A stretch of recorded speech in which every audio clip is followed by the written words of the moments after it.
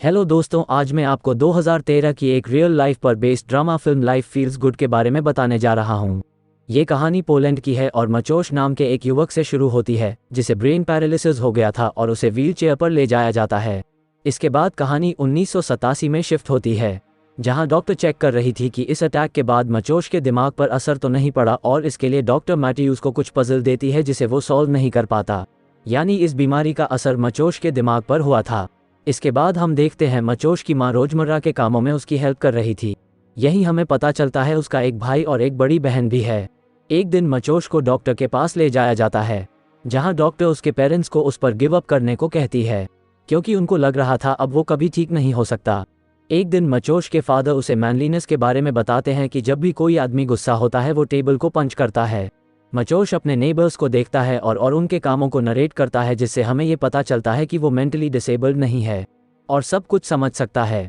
अगले दिन उसके पिता कोकोनट लेकर आते हैं और वो उन्हें कई टूल्स की हेल्प से कोकोनट को ओपन करते देखता है। काफ़ी प्रयासों के बाद जब उसके पिता सफल हो जाते हैं, मचोश स्माइल करता है। इसके बाद हमें पता चलता है कि मचोश की दो हॉबीज़ हैं, स्टारगेजिंग और टिट्स। एक दिन जब उसकी बहन माँ को कॉल करके सिल्वर ब्रोच के बारे में पूछ रही थी, मचोश को याद आता है कि उसने उसे सोफा के नीचे देखा था और वो उसे निकालने की कोशिश करता है। इससे उसकी फैमिली को पता चल जाता कि वो मेंटली डिसेबल्ड नहीं है। लेकिन इससे पहले कि वो ब्रोच निकाल पाता, उसकी माँ ने उसे देख लिया। हालांकि वो चीखता है ताकि वो समझा सके कि वो सोफा के नीचे क्यों गया, लेकिन कोई समझ नहीं पाता। अब ये 1989 का टाइम था। उसके पिता उसके लिए व्हील चेयर बना रहे थे और अपने एक दोस्त के साथ बैठकर शराब भी पी रहे थे, जो कि एक पुलिस वाला था। फाइनली व्हीलचेयर बन जाती है और उसका परिवार काफ़ी खुश था। टीवी देखते वक्त परिवार को पता चलता है देश में पहली बार डेमोक्रेटिक इलेक्शन होने वाले थे। उसके पिता उससे रात को आसमान देखने को कहते हैं, क्योंकि उस दिन स्टार्स एक्सप्लोड होने वाले थे। रात में मचोश अपने पिता के साथ आसमान में हो रहा फायरवर्क देख रहा था कि अचानक उसके पिता गायब हो जाते हैं और फिर कभी वापस नहीं आते। क्या वो वाकई उसके पिता थे या फिर सिर्फ उसकी इमेजिनेशन? इसके बाद कहानी 1998 में शिफ्ट होती है, जहां हम बड़े मचोश को देखते हैं। एक दिन उसकी मुलाकात उसके पड़ोस की एक हमउम्र लड़की से होती है। हालांकि वो अपने थॉट्स एक्सप्रेस नहीं कर सकता था, लेकिन लड़की को वो काफ़ी अम्यूजिंग लगता है, इसलिए दोनों साथ में काफ़ी टाइम स्पेंड करते हैं। लड़की उसके लिए किताब पढ़ती, दोनों साथ में घूमने जाते। एक दिन मचोश को पता चलता है उसकी दोस्त का स्टेपफादर उसे काफ़ी मारता है और वो इस बात से काफ़ी अपसेट होता है। इनफैक्ट एक दिन जब उसे अपनी फ्रेंड के स्टेपफादर से मिलने का मौका मिलता है, मचोश उसकी आंखों में मिट्टी डाल देता है। वो आदमी मचोश की डिसेबिलिटी का मजाक उड़ाता है। तभी एक पुलिस वाला आता है और उससे उसके डॉक्यूमेंट मांगता है। मना करने पर पुलिस उसे ले जाती है। स्टेपफादर के अरेस्ट होने के बाद ये मचोश की फ्रेंड के लिए अच्छा मौका था कि वहाँ से चली जाए, इसलिए वो यही करती है। धीरे धीरे टाइम बीतता है और साल 2000 आ जाता है। मचोश की बहन का बॉयफ्रेंड था। फैमिली एक साथ इकट्ठी होकर डिस्कस करती है कि अब मचोश का ख्याल कौन रखेगा। दोनों भाई बहन अपनी लाइफ में बिजी हो रहे थे और उनकी माँ भी बूढ़ी हो रही थी, इसलिए उसके भाई बहन उसे मेंटल असाइलम भेज देते हैं। वो यहाँ नहीं रहना चाहता था, लेकिन उसके पास और ऑप्शन ही क्या था। एक दिन उसकी माँ आती है। वो काफ़ी खुश था, लेकिन फिर उसे पता चलता है कि उसकी माँ बस उससे मिलने आई है। वो काफ़ी दुखी होता है। उसकी माँ अगले मंडे फिर से आने की बात बोलकर चली जाती है। यहाँ मचोश की लाइफ काफ़ी स्ट्रगलिंग थी। एक दिन वो नर्स को बताने की कोशिश करता है कि उसे खाते समय काफ़ी दिक्कत होती है, लेकिन नहीं समझा पाता। उल्टा इस कोशिश में वो अपनी व्हील चेयर से भी गिर जाता है। अक्सर इसी तरह की कोशिशों में वो खुद को ही हर्ट कर लिया करता था। साल 2005 में असाइलम में एक और पेशेंट मैगडा आती है। उसे ये जगह खास अच्छी नहीं लगती, लेकिन मचोश से मिलने के बाद वो माइंड चेंज कर लेती है। दोनों के बीच अच्छी बॉन्डिंग बन जाती है। एक दिन मैगडा म्यूजिक लगाकर मचोश, जो कि उसकी सुंदरता से प्रभावित था, उसके सामने डांस करती है। हालांकि एक थेरेपिस्ट मैगडा को बताता है कि मचोश वेजिटेटिव स्टेट में है, इसलिए इस सब का कोई फायदा नहीं है। हालांकि वो ये नहीं मानती। एक दिन एक नर्स रूम में एक एडल्ट मैगजीन लाती है और मैगडा ये ऑब्जर्व करती है कि मचोश की नज़र उस मैगजीन से नहीं हट रही। धीरे धीरे दोनों का बॉन्ड का और स्ट्रांग होता है। मचोश का 25th बर्थडे आता है। उसकी माँ उसके लिए केक बनाकर लाई थी। मैगडा को ये पहले नहीं पता था, इसलिए उसने कुछ भी प्लान नहीं किया था। लेकिन फिर वो कुछ डिसाइड करती है और रात में मचोश के रूम में जाती है और उसे अलाउ करती है कि वो उसकी बॉडी टच कर सके। मचोश को अच्छा महसूस होता है। फिर हम देखते हैं मैगडा मचोश को लेकर रेस्टोरेंट जाती है, जहां उसकी फैमिली डिनर कर रही थी, क्योंकि उस दिन उसके पिता का बर्थडे था। मैगडा अनाउंस करती है कि मचोश उसका फियांसे है। हालांकि ये सब सुनकर उसके पिता उस पर काफ़ी गुस्सा होते हैं।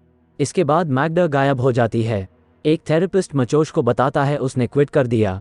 मचोश काफ़ी दुखी होता है और अपनी माँ के सामने अपने इमोशंस कंट्रोल नहीं कर पाता और रो देता है। समय बीतता है। 2008 में एक दिन जब असाइलम में मचोश की मसाज हो रही थी, वो नोटिस करता है कि उसके बगल में एक थेरेपिस्ट किसी और पेशेंट को साइन लैंग्वेज सिखाने की कोशिश कर रही है। बेसिकली इसमें जैसे ही वो नर्स किसी वर्ड पर पॉइंट करती पेशेंट को ब्लिंक करना था। मचोश भी नर्स का ध्यान आकर्षित करने के लिए ब्लिंक करना शुरू करता है, लेकिन कोई उसे नोटिस नहीं करता और इसलिए वो चिल्लाने की कोशिश करता है। उसकी नर्स उसे शांत करने की कोशिश करती है। जब वो तब भी शांत नहीं होता, वो उसे बेहोश करने वाले थे, लेकिन थैंकफुली उसे समझ आ जाता है कि मचोश उसे सिग्नल देने की कोशिश कर रहा है। ये बात सबको बताई जाती है। मचोश की फैमिली उससे मिलने आती है। मचोश सिग्नल से बताने की कुछ कोशिश करता है। वो कहता है, नॉट आई वेजिटेबल। उसकी माँ और बहन काफ़ी खुश थे क्योंकि फाइनली 26 साल बाद वो मचोश से बात कर पाएंगे। इसके बाद उसे एक सेपरेट रूम में शिफ्ट कर दिया जाता है। इवन उसकी व्हीलचेयर को बदलकर एक ऐसी व्हीलचेयर उसे दी जाती है जो बटन से ऑपरेट होती है। अगले 2 सालों तक थेरेपिस्ट उसे साइन लैंग्वेज सिखाती है। 2010 में वो अपने लिए एक टेलीस्कोप भी ले लेता है। एक दिन एक रिपोर्टर उससे मिलकर उसका इंटरव्यू लेने आती है। इसके बाद उसे एक कंप्यूटर दिया जाता है और थेरेपिस्ट उसे सिखाती है कि इसे कैसे यूज़ करना है। एक दिन वो अपने पुराने घर को विजिट करता है जहां वो देखता है कि सब कुछ काफ़ी बदल गया है। फिर वो रियलाइज़ करता है घर नहीं बदला, वो बदल गया है। मचोश की कहानी फ्रंट पेज पर छपी थी। इसके बाद हम देखते हैं कि वो अपने भाई बहनों और कज़न्स के साथ टाइम स्पेंड करता है।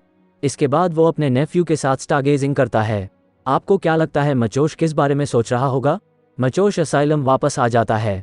उसकी माँ उससे मिलने आया करती थी, लेकिन उसकी नर्स उसकी माँ को बताती है कि जल्दी ही मचोश कहीं और शिफ्ट होने वाला है, क्योंकि ये अस्पताल तो मेंटली डिसेबल्ड लोगों के लिए डिज़ाइन किया गया है और क्योंकि मचोश मेंटली डिसेबल नहीं है इसलिए उसे यहाँ नहीं रहना चाहिए।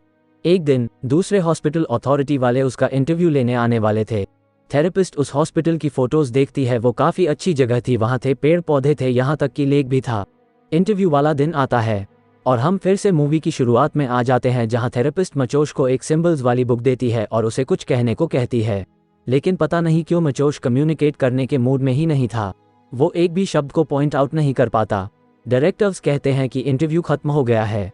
थेरेपिस्ट और मचोश जाने लगते हैं। तभी एक डायरेक्टर कहता है मचोश पागल है। मचोश को ये अच्छा नहीं लगता और वो अपने पैरों से अपनी चेयर रोकता है और चेयर घुमाकर टेबल की तरफ मुड़ता है। जमीन पर गिरने के बाद वो क्रॉल करके टेबल तक पहुंचता है और काफ़ी मशक्कत के बाद खड़ा भी हो जाता है और डायरेक्टर को गुस्से से देखता है। हालांकि थेरेपिस्ट उसे कंट्रोल करती है और असाइलम वापस ले आती है।